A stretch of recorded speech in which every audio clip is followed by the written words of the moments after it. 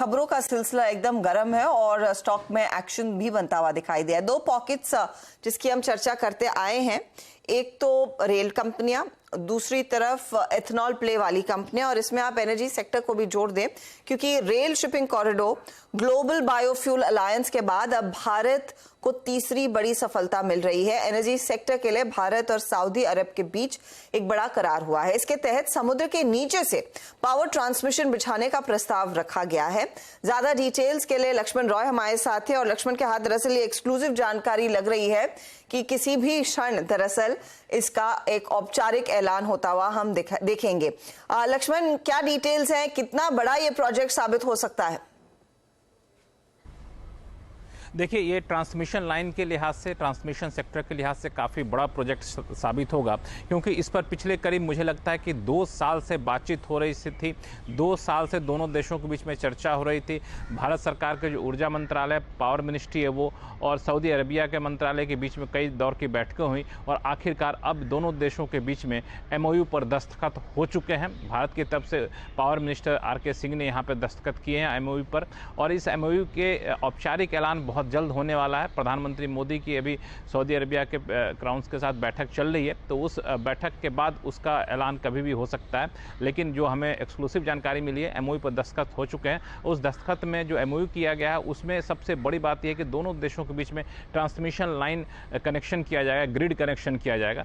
जो बिजली के पावर ग्रिड होते हैं, दोनों देशों के बीच में ग्रिड का कनेक्शन किया जाएगा। और ये ग्रिड का कनेक्शन जो सबसे खासियत वो है कि समुद्र के नीचे से ग्रिड की लाइन बिछाई जाएगी और उसके जरिए ग्रिड का कनेक्शन किया जाएगा। काफ़ी बड़ा प्रोजेक्ट होगा और इसमें पावर सेक्टर के लिए ये काफ़ी अहम माना जा रहा है, क्योंकि दोनों देशों के बीच में पावर का आदान प्रदान हो सकेगा। भारत इस ग्रिड के जरिए अपने पावर के एक्सपोर्ट के पोटेंशियल यहाँ पर देख रहा है, तो इसके तहत जो है सो इस ग्रिड के बन जाने से मुझे लगता है पावर सेक्टर में एक नया चैप्टर की शुरुआत होगी। लेकिन इस MOU में ग्रिड कनेक्शन के अलावा भी कई सारी महत्वपूर्ण बातें कही गई हैं, जिसमें आपको ग्रीन हाइड्रोजन के स्टोरेज को लेकर के, नेचुरल गैस के स्टोरेज को लेकर के, cyber security, digital infrastructure develop करने को लेकर के, इन सारे क्षेत्रों में दोनों देश आपस में निवेश करेंगे, इस बात को भी MOU में जिक्र किया गया है। बढ़िया ये सौदा, और नॉर्मल पावर डिस्ट्रीब्यूशन कंपनियां तो हैं, लेकिन ये समुद्र के अंदर से लाइनें बिछाई जाएंगी सऊदी अरब और भारत के बीच। दरअसल ये करार होता हुआ। शुक्रिया लक्ष्मण इस अपडेट के लिए। जैसे ही औपचारिक ऐलान होगा इस पर हम वापस लौटेंगे, क्योंकि मेरे ख्याल में लक्ष्मण के पास कुछ और डिटेल्स आएंगे इस खबर के। शरद, है तो ये बड़े प्रोजेक्ट्स, इसका कुछ ऐसे अंदाजा किसको फायदा लगेगा? क्योंकि पावर ट्रांसमिशन कंपनियां सरकारी भी है, कुछ निजी कंपनियां भी हैं। किसी लिस्टेड प्लेयर के हाथ सीधे कुछ ऑर्डर्स आने की गुंजाइश है क्या इसमें? देखिए, बड़ा काम तो पावर ग्रिड के पास ही आना चाहिए और इसीलिए मैं काफी समय से पावर ग्रिड पे काफी बुलिश हूँ, ग्लोबली भी और डोमेस्टिक लेवल पे भी। मुझे लगता है जिस स्केल के प्रोजेक्ट की हम बात कर रहे हैं, ऑब्वियसली देश की जो सबसे बड़ी ग्रिड ट्रांसमिशन कंपनी है उसी को सबसे बड़ा फायदा होना चाहिए। तो बड़ी कंपनीज में पावर ग्रिड और एक छोटी कंपनी है जो लार्जली पावर ग्रिड के लिए ही काम करती है, टेक्नो इलेक्ट्रिक करके।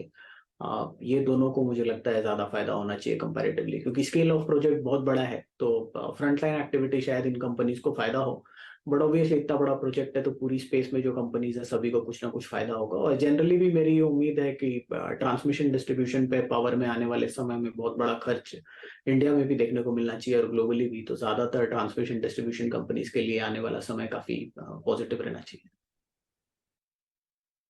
पावर ग्रिड आपके स्क्रीन पे और लग रहा है कि स्टॉक वाकई टोज पे है। इट्स 260-240 और याद रखिएगा शिल्पा, इनफैक्ट इन खबरों के बीच में है ये 262 से लेकर 265 का प्राइस, ये शायद एक थोड़ा सा कंजेशन जोन है। यहाँ पे बार बार डिस्ट्रीब्यूशन आता है। लास्ट टाइम भी जुलाई में आया था और फिर जुलाई लास्ट में आया था, बट इस बार हमारे पास ट्रिगर है, हमारे पास न्यूज़ फ्लो है। आपकी राय क्या कहती है? अगर इस पर लॉन्ग जाना हो इन एंटीसिपेशन ऑफ 265 ब्रेकआउट, क्या अप्रोच रहनी चाहिए? ट्रेडिंग स्टॉप लॉसेस क्या होनी चाहिए? क्या टारगेट रखने चाहिए? डेफिनेटली वीरेंद्र जी, मैं वही देख रही थी। पावर ग्रिड बहुत ही पॉजिटिव है।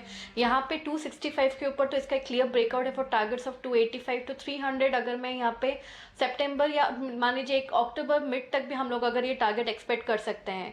लेकिन यहाँ पे 260 पे भी सपोर्ट बिल्टअप हो रहा है। अगर आप देखेंगे तो 260 के नीचे भी स्टॉक इतना नहीं जाता है।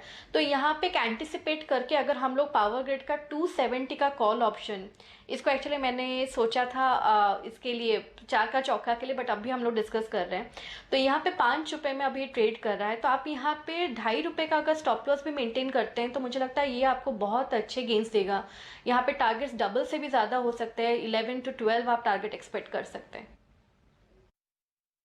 पावर ग्रिड की 270 की कॉल ऑप्शन कंसिडरिंग इवेंट, याद रखिएगा स्टॉप लॉस जो यहाँ पर शिल्पा जी दे रही हैं उसको जहन में रखिएगा। एक समय इस डिस्कशन के दौरान हार्डली डिफरेंशियल निफ्टी का वर्सेस ऑल टाइम हाई या फिर 20,000 से सिर्फ 35 पॉइंट रहेगा। तो let's hope for the best, शायद हो ही जाए।